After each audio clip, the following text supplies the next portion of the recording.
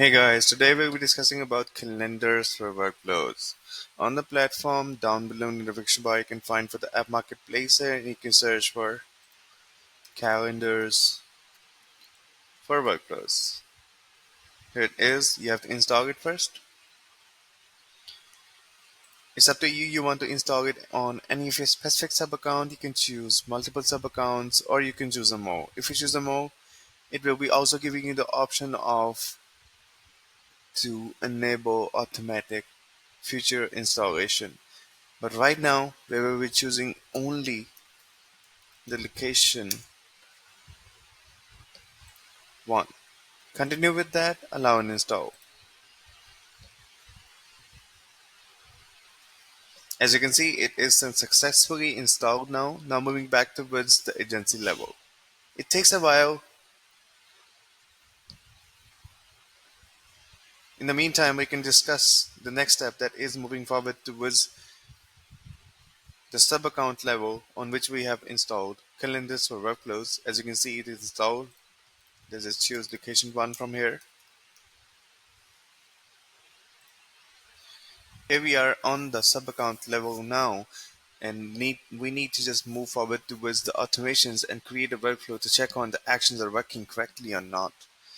You can just find for the automations in the navigation bar from here and just create a workflow and start from scratch. Here we are in our workflow builder, and let's just create a new action and let's see what calendars for workflows is providing us.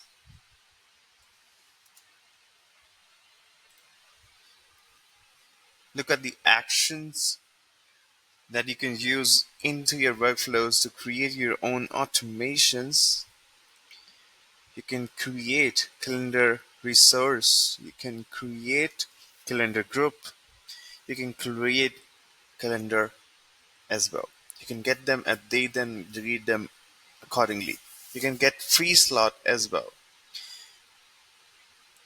To set an example for the time being, we will be just creating calendar.